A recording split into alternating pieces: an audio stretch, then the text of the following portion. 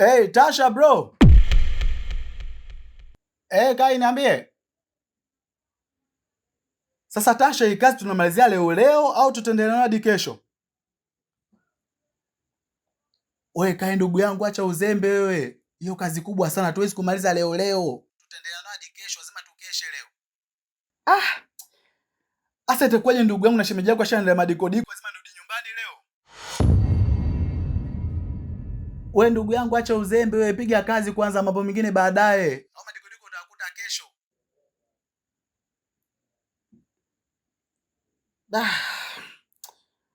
Sawa bwana, ila itakuwa maongosha kweli shemeji yako hapa. Sawa mume wangu. Kwa hiyo upo na Tasha? Noa.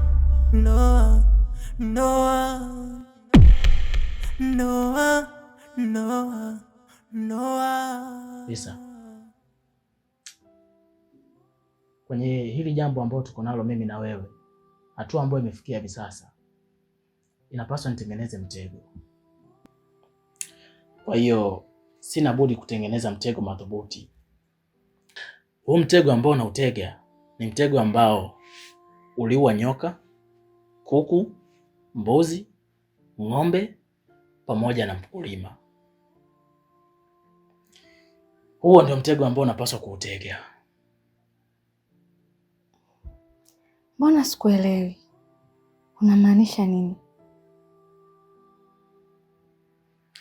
Najua ni ngumu kunielewa, lakini ilikuwa ni jioni fulani hivi tulivu, ambapo mkulima aligundua kwamba panya anakula sana mahindi yake. Hivyo basi akahitaji kutengeneza mtego madhubuti ambao mtego atamnasa panya. Lakini panya akaligundua hilo. Hivyo basi akawaitisha kikao. Kikao kile walishiriki kuku, alishiriki mbuzi pamoja na ng'ombe. Aliwasihi, jamani, huyu mkulima anahitaji kunitegea mimi mtego, lakini naomba kwa umoja wetu tushirikiane, twende tumkataze asiweke huu mtego, kwa sababu huu mtego unaweza kuwaua nyinyi nyote. Basi kila mmoja alikataa kwa methali na nahau zake.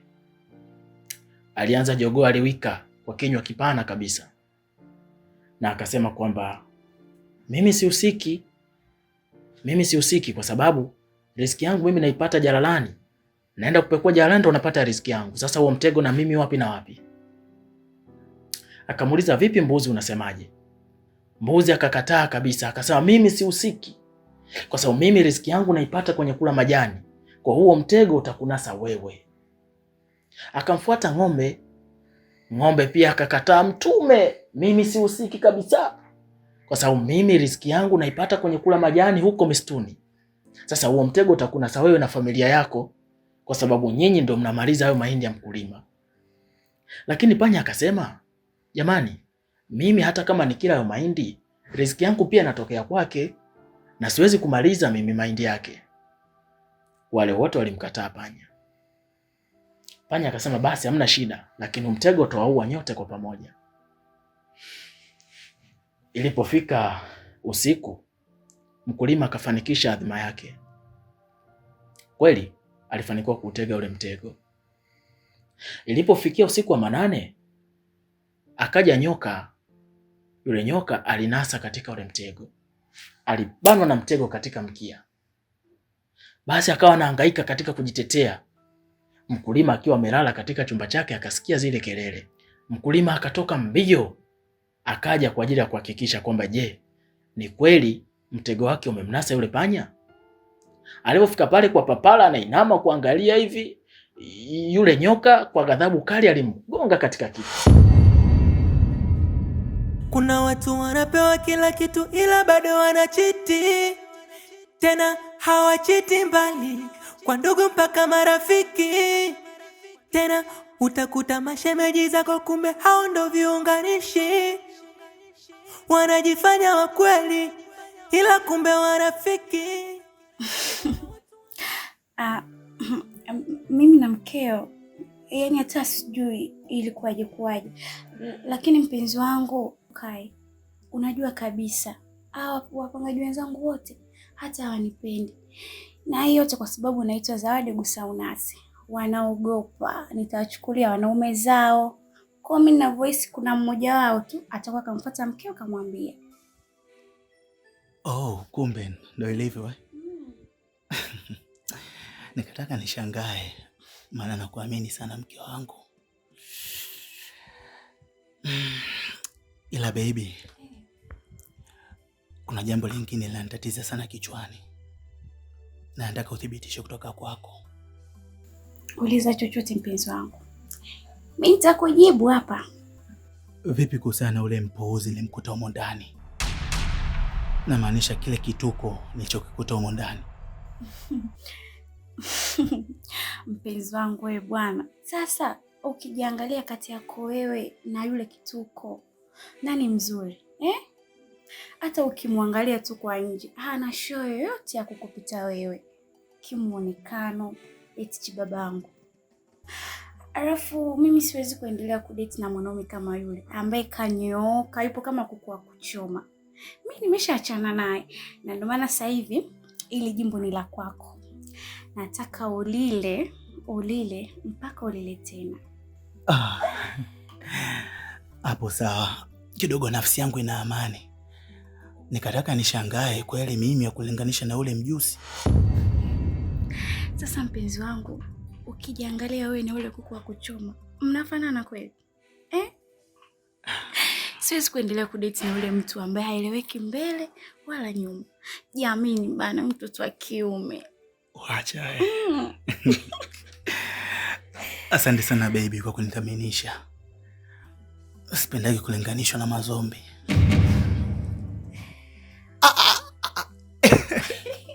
Huwezi kuandana naye. Sawa babangu.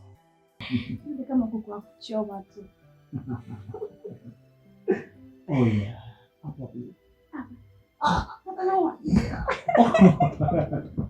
Uone. Mkulima alipiga kelele nyingi sana kwa maumivu. Basi majirani wakaja pale wengi sana. Wakija kuangalia hivyo wakamkuta nyoka. Wakamshambulia nyoka na kumuua. Lakini kitu cha kusikitisha, bonde alikuwa amelala upande wa mkulima ile siku. Mkulima alifariki. Baada ya mkulima kufariki, watu kabidi waandae mazishi. Basi wakapika ugali pale. Wakajiuliza, sasa ugali tunapika, lakini mboga ni nini? Wakasema mkulima alikuwa na jogoo hapa. Hatimaye wakamkimbiza jogoo, akamkamata, akampiga kisu. Jogoo ameliwa mboga. Lakini ilipofikia kwenye mazishi, watu wanataka kuzika, kwa kuwa watu wamekusanyika wengi kama ilivyo ada, ni lazima upikwe wali mwingi sana. Baada ya kupikwa wali, wakajiuliza sasa huu wali tutakula na mboga gani? Wakasema oho, hapa kuna mbuzi. Basi mbuzi alichukuliwa naye alichinjwa akafanywa kitoweo. Msiba ukaisha, wakazika salama, lakini wakasema lazima tumalize na 3. Ilipofika siku ya 3, wakasema mpunga ndani upo mwingi sana. Mkulima alikuwa anafanya kazi bora sana ya kulima, lakini changamoto hatuna mboga. Wakasema kwa nini tuteseke wakati ng'ombe yupo? Basi wezi amini, ng'ombe pia alichukuliwa na alichinjwa. Kwa hiyo unaona kabisa mtego ambao alitegewa panya ulimfanya afariki nyoka, mkulima, mbuzi pamoja na ng'ombe. Kwa hiyo unamaanisha panya yeye hakufa? Panya alipona. Hadithi yako inasikitisha sana, lakini sijaelewa inamaanisha nini. Fumbo mfumbie mjinga, mwelevu atalifumbua. Kama hawa wote wangekubali kumsikiliza panya, basi haya maafa ambayo yamewafika yasingeweza kuwakuta. Maana yangu ipo kama ifuatavyo. Kai hivi sasa naamini kwamba wewe kuna mwanaume ambaye unatembea naye, lakini bado hajafahamu kama ni mimi. Na ukiangalia Kai ni rafiki yangu wa karibu sana. Pindi akigundua hili swala itamuumiza mno. Kwa hiyo kitu ambacho natakiwa kufanya hivi sasa napaswa nitengeneze mtego madhubuti ambao utamfanya Kai aamini moja kwa moja kwamba wewe kweli kuna mwanaume ambaye uko naye na asifahamu kama ni mimi. Kwa sababu pindi Kai akigundua hili swala, rafiki yake wa karibu na msaliti na tembea na mke wake, roho itamuuma sana na atanichukia daima. Inapaswa nitengeneze huu mtego. Ndoa ni moja ya kiapo, kile cha kufa na kuzikana. Ndani ina siri nzito, ila nje yake ina furaha. Ndoa inaweza kuwa ufunguo au inaweza kuwa kifungio. Kuna ndoa kila siku ni vilio, kuna ndoa ni furaha kila leo. Huwezi tambua, huwezi kuelewa, nani ametulia, nani anajutia kwenye ndoa. Kuna watu wanapewa kila kitu ila bado wanachiti, tena hawachiti mbali, kwa ndugu mpaka marafiki.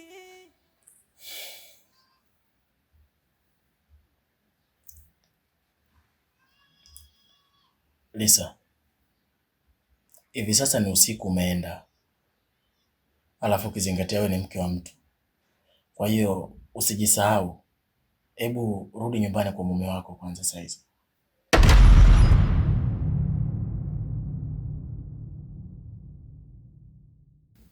Kurudi nyumbani?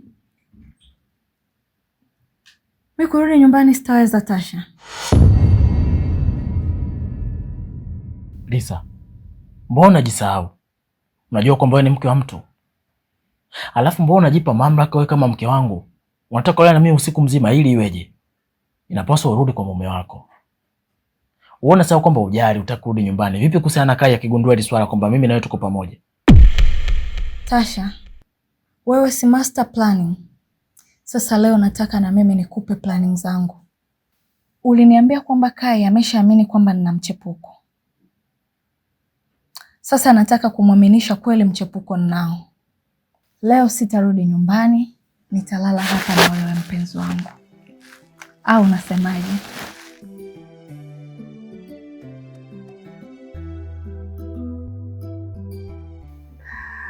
Hey Jelly, special sana. Sweetheart. Mpaka nilipo hapa dakika hii hoi bentaba.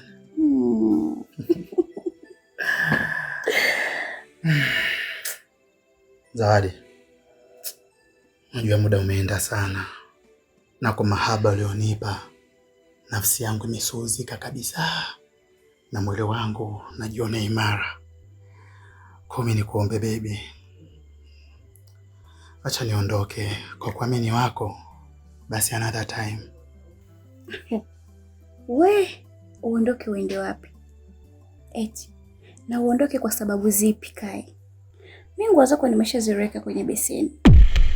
Kwa hiyo kama utaweza kuondoka na nguo ambazo zimeroa, wasalimie. Alafu kitu kingine usichokijua, mimi sio underground.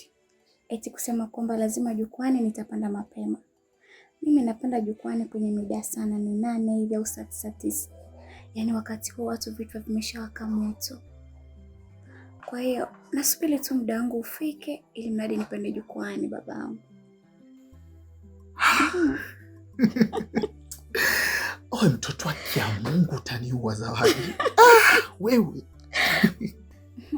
Kufa au ufi sweetheart. Ila cha moto takiona. Mama niwe.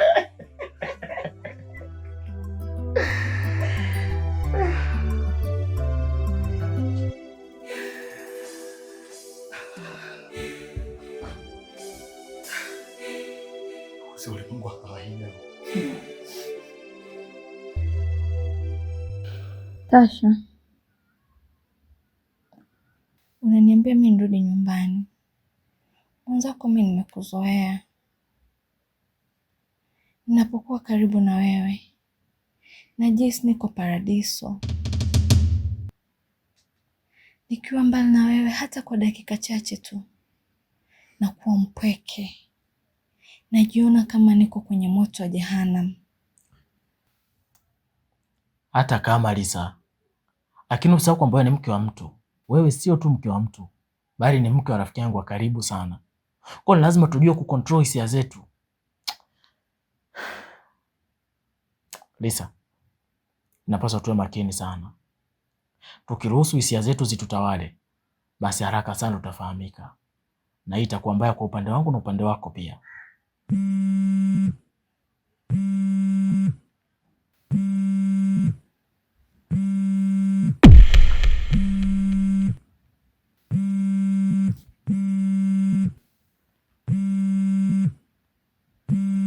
Lisa, huyu ni Kaya ananipigia.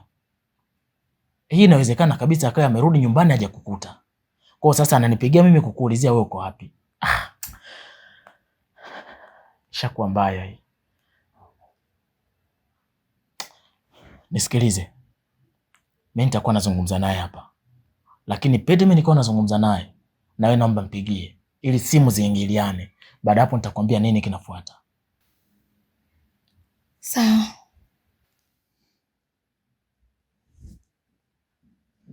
Kaka, habari? Tasha ndugu yangu, naomba unisamehe sana kwenye hili na utanivumilia tu. Na nakuomba sana usinichoke. Maana hapa ninavyokuambia, huyu mtoto Zawadi kila siku nazidi kumwona mpya. Yaani hapa nilipo ndugu yangu nimefungua pingu. Nimeshindwa kukaza. Kwa Tasha, haki ya Mungu na kuahidi. Hii ni mara ya mwisho, usirudie tena kuchepuka. Naomba nilambe hii asali kwa mara ya mwisho tu. Kai, ina maana umerudi tena kwa Zawadi? Ina maana wewe Tasha hutaki Kaya arudi kwangu au? Na sio kurudi tu, leo analala kwangu. Ukitoka kajinyonge. Ndugu yangu umesikia? Na tuone ushajithibitishia mwenyewe kwenye hilo. Lakini Kai, kwa nini unafanya mambo kama hayo ndugu yangu? Tasha, sorry mara moja mke wangu ananipigia hapa, nitakurudia. Sawa. Nani ametulia? Nani anachutia kwenye ndoa? Kuna watu wanapewa kila kitu ila bado wanachiti. Tena hawachiti mbali, kwa ndugu mpaka marafiki. Tena utakuta mashemeji zako kumbe hao ndo viunganishi. Wanajifanya wakweli ila kumbe warafiki. Kuna watu wanatamani warudi kama zamani, waondoke kifungoni ila haiwezi.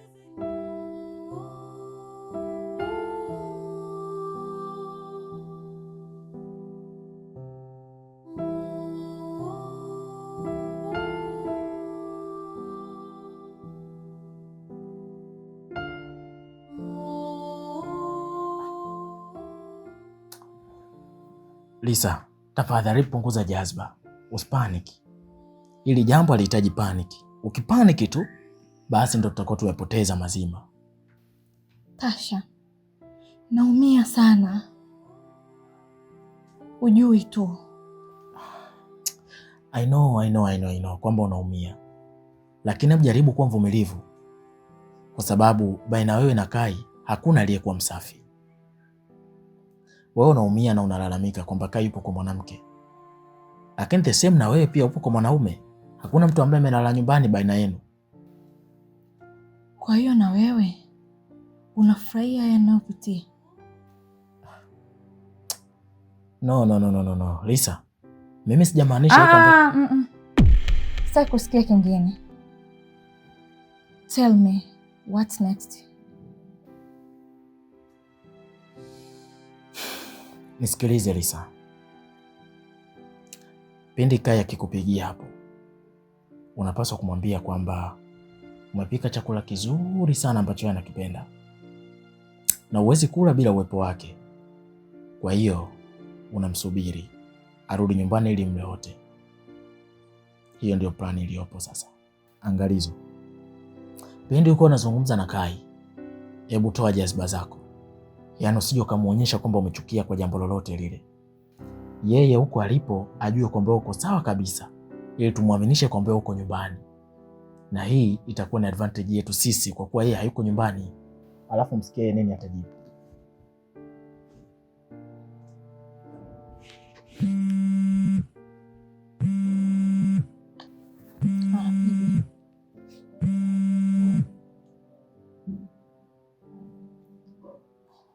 Halo mume wangu kipenzi.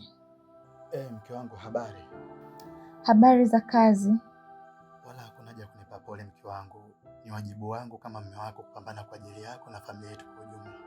Ni muda mrefu na kusubiri mume wangu. Leo nimekupikia chakula kitamu sana ukipendacho. Nashindwa kula bila uwepo wako. Na kusubiri uje tule pamoja. Wow. Asante sana mke wangu kwa kuniendelea chakula. Ila kwa bahati mbaya leo na kipengele, maana kuna majukumu ya kazi kidogo ametubana. Kwa hiyo labda subiri nimuulize Tasha kama kazi itaisha leo utaendelea hadi kesho. Hey Tasha bro. Kai niambie. Sasa Tasha, hii kazi tunamalizia leo au tutaendelea hadi kesho? Wewe Kai ndugu yangu, acha uzembe wewe. Hiyo kazi kubwa sana, tuwezi kumaliza leo. Tutaendelea hadi kesho, lazima tukeshe leo.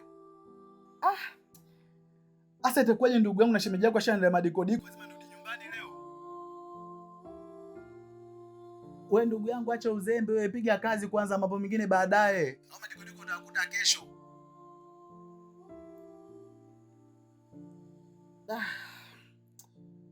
Sawa bwana, ila itakuwa maongosha kweli shemeji yako hapa. Sawa mume wangu. Kwa hiyo upo na Tasha? Kuna watu wanapewa kila kitu ila bado wanachiti. Tena hawachiti mbali, kwa ndugu mpaka marafiki. Tena utakuta mashemeji zako kumbe hao ndo viunganishi. Ndoa ni moja ya kiapo kilicha kufa na kuzikana. Ndani ina siri nzito ila nje yake ina furaha. Ndoa inaweza kuwa ufunguo au inaweza kuwa kifundio. Kuna ndoa kila siku ni vilio, kuna ndoa ni furaha kila leo. Huwezi tambua, huwezi kuelewa nani ametulia, nani anajutia kwenye ndoa. Kuna watu wanapewa kila kitu ila bado wanachiti. Tena hawachiti mbali, kwa ndugu mpaka marafiki. Tena utakuta mashemeji zako kumbe hao ndo viunganishi. Wanajifanya wa kweli ila kumbe warafiki. Kuna watu wanatamani warudi kama